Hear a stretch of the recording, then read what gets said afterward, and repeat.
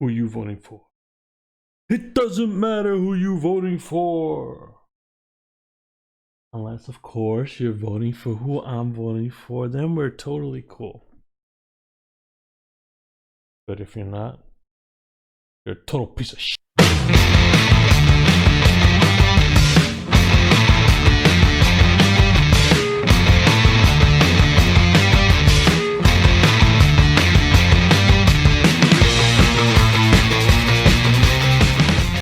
So apparently this week, a lot of people are pissed off about The Rock endorsing Biden and Kamala. Here's the part that bugs me out about that. There are only two candidates. 50% chance he was going to vote for your candidate. 50% chance he wasn't. But he endorses Biden, somebody he was probably going to vote for anyways, and everybody's pissed off. Everybody's disappointed. Disappointed in The Rock. Disappointed.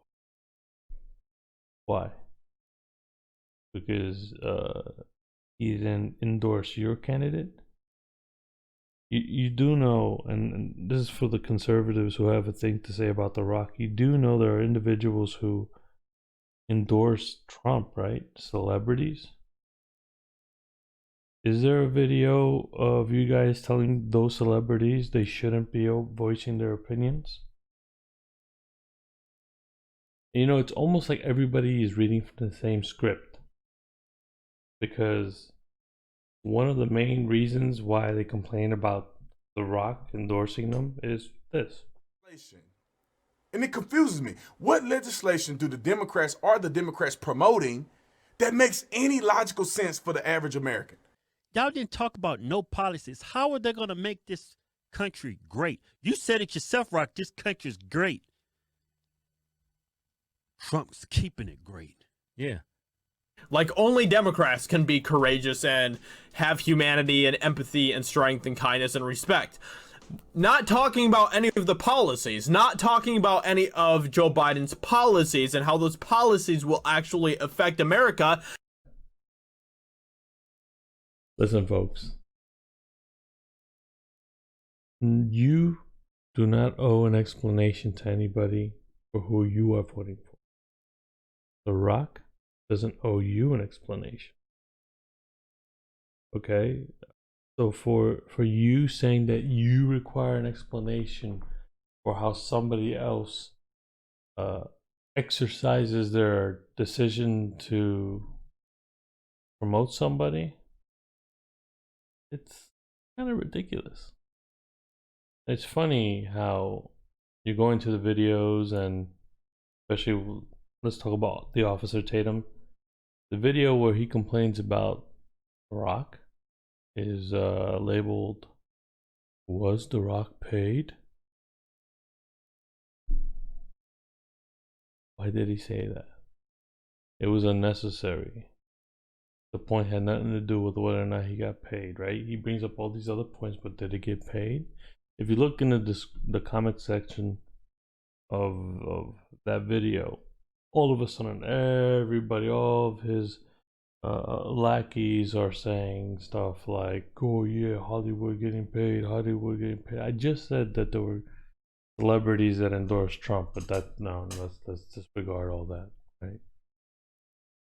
But the problem is, when he talks about getting paid and complaining about people endorsing stuff, it seems a little hypocritical. It bothers me because these celebrities are literally, I don't know if they're getting paid or not. People think I get paid for Trump and I ain't made a dime. But I don't know if they're getting paid or not. But what I do know is that they're using their influence to push a political agenda that benefits a party, not the people.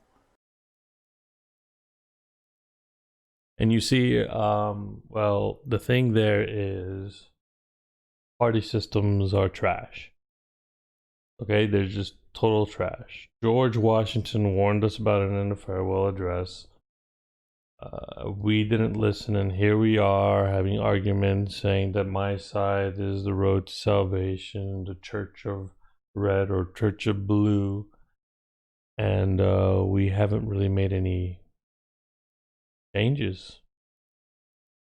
You do know that Republicans and Democrats have both almost equally had somebody in office, and that's not going to change regardless of whoever gets the presidency this year.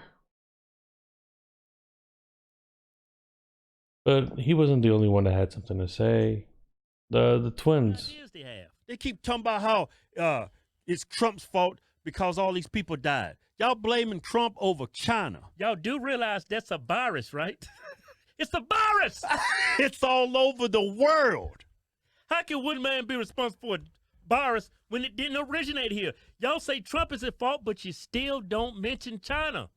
They created the virus. Yeah. They're making. Hey, twins, did you not watch the news about the part where Trump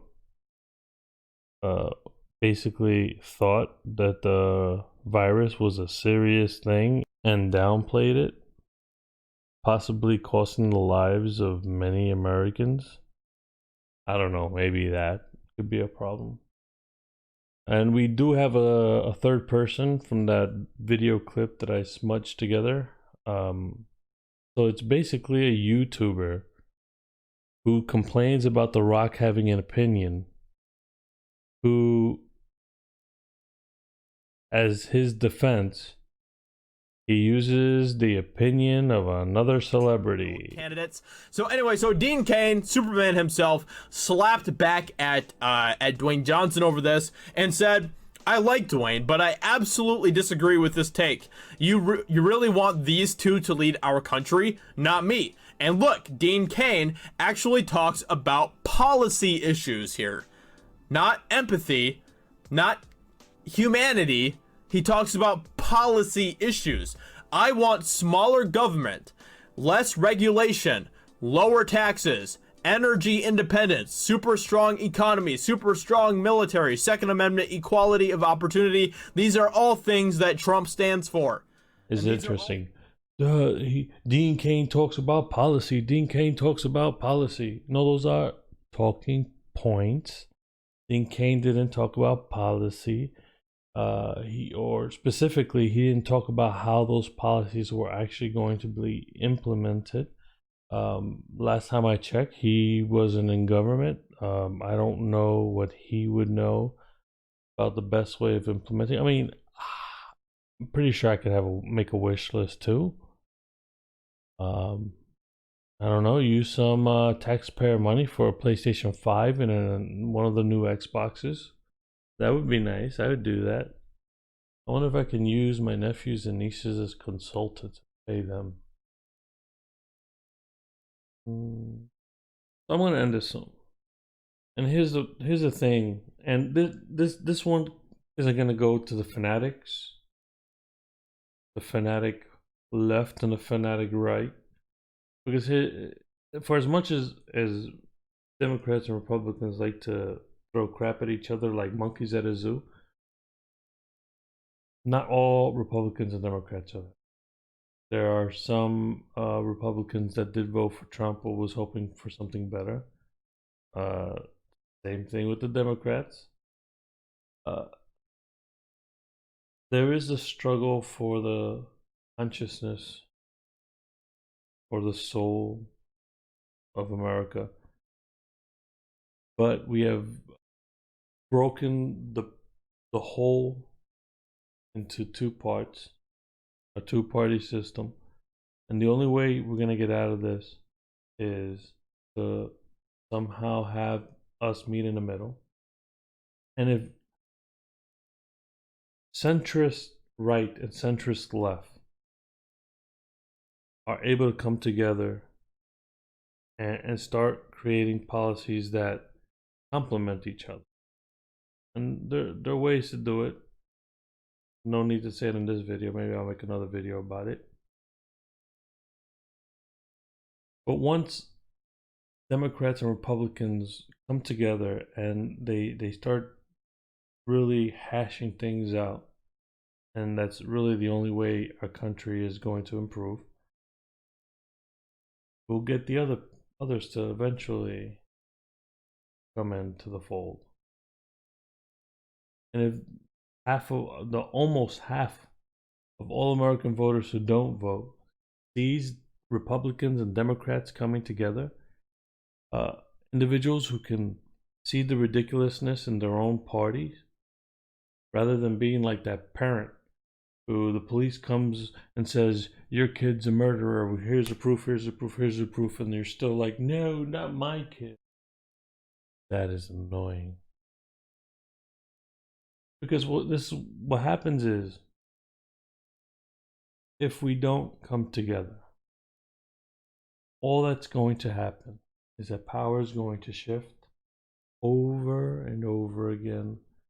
I guess so long as we don't cause a nuclear holocaust, because it already happened, right? The parties already shifted. Democrats were the party pro-slavery. Republicans were the ones freeing the slaves. And then, I'll show you the clip. You guys don't need to hear from me anymore. Then, in 1964, it's Democratic President Lyndon Johnson who signs the Civil Rights Act into law. And it's Republican presidential nominee Barry Goldwater who opposes it, arguing that it expands government power too much. A massive switch-up takes place. Black voters, some of whom had already been shifting from the Republican Party, convert almost entirely to their new advocates, the Democrats.